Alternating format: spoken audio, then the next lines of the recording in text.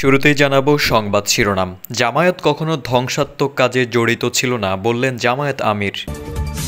আওয়ামী লীগের আমলে গুম হওয়া ব্যক্তিদের সন্ধানে ৫ সদস্যের তদন্ত কমিটি গঠন। সাবেক ডিবি প্রধান হারুন ও তার স্ত্রীর দেশ ত্যাগে নিষেধাজ্ঞা। এবং সর্বশেষ জানাবো নতুন দায়িত্ব পেলেন অন্তর্বর্তী সরকারের ৪ উপদেষ্টা। দর্শক, এতক্ষণ শুনছিলেন সংবাদ শিরোনাম, এখন বিস্তারিত। বাংলাদেশ জামায়াতে ইসলামীর আমির ডাক্তার শফিকুর রহমান বলেছেন, জামায়াত কখনো ধ্বংসাত্মক কাজে জড়িত ছিল না, এখনও নেই।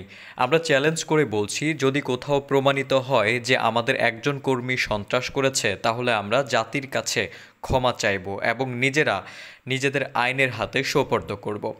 মঙ্গলবার ইন্ডিয়ান মিডিয়া করেসপন্ডেন্ট অ্যাসোসিয়েশন বাংলাদেশের সঙ্গে মত বিনিময়কালে জামায়াতের আমির এসব কথা বলেন। আমিরে জামায়াত ডাক্তার শফিকুর রহমান বলেন, জামায়াত সর্বদাই গণতান্ত্রিক শান্তিপূর্ণভাবে আন্দোলন করেছে। জামায়াতের ২ জন মন্ত্রী সরকার পরিচালনায় ছিলেন। দুর্নীতি, স্বজনপ্রীতি কখনো তাদের স্পর্শ করেনি। জামায়াত দেশ ও জাতির জন্য কাজ করছে, দুঃখ মুসিবতে মানুষের পাশে দাঁড়িয়েছে।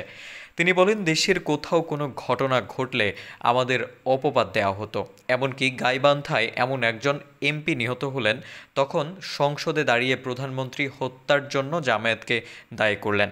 পরবর্তীতে তা মিথ্যা প্রমাণিত হয়েছে। তিনি আরও বলেন, আমাদের বৈষম্য বিরোধী আন্দোলনের জন্য দায়ী করে গত ১ আগস্ট অন্যায়ভাবে নির্বাহী আদেশ বলে নিষিদ্ধ ঘোষণা করে, যা দল হিসেবে আমাদের উপর সবচেয়ে বড় জুলুম। আমরা ভিন্ন ধর্মাবলম্বীদের বাড়ি ঘর, সহায় সম্পদ, ধর্মীয় উপাসনালয় পাহারা দিয়েছি, যাতে কেউ ভাঙচুর করতে না পারে। আমরা বিশ্বাস করি সব মানুষ সমান। এদিকে বিভিন্ন গোয়েন্দা সংস্থা আইন শৃঙ্খলা রক্ষা বাহিনীর দ্বারা জোরপূর্বক গুম হওয়া ব্যক্তিদের সন্ধান, শনাক্তকরণ ও তারা কোন পরিস্থিতিতে গুম হয়েছিলেন তা তদন্ত করতে ৫ সদস্যের কমিশন গঠন করেছে অন্তর্বর্তীকালীন সরকার। কমিশনকে আগামী ৪৫ কার্যদিবসের মধ্যে সরকারের কাছে তদন্ত প্রতিবেদন দাখিল করতে বলা হয়েছে।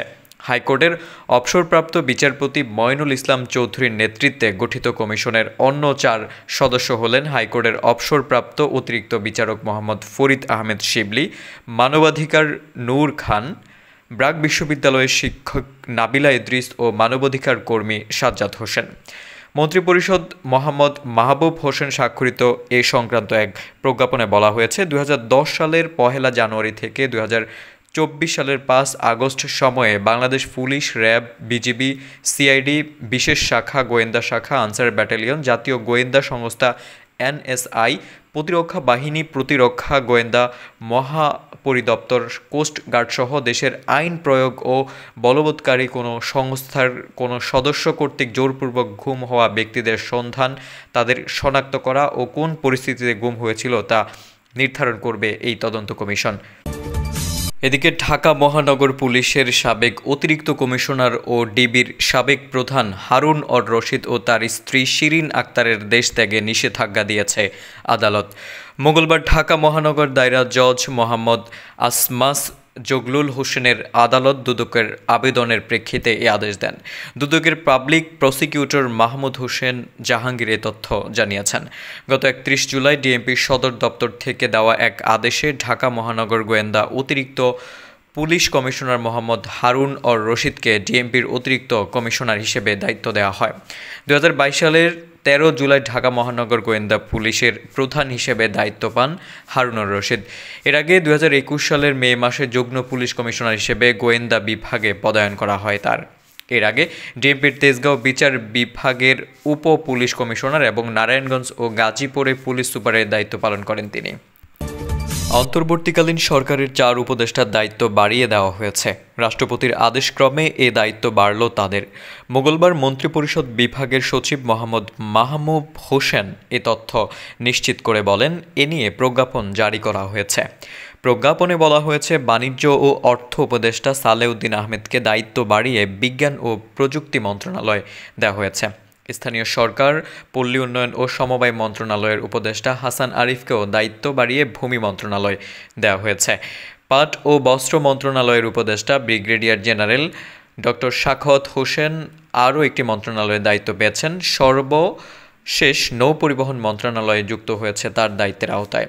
সমাজ কল্যাণ মন্ত্রণালয়ের উপদেষ্টা শারমিন এস মুর্শিদের দায়িত্ব বাড়িয়ে মহিলা ও শিশু বিষয়ক মন্ত্রণালয়ের দায়িত্ব যুক্ত করা হয়েছে।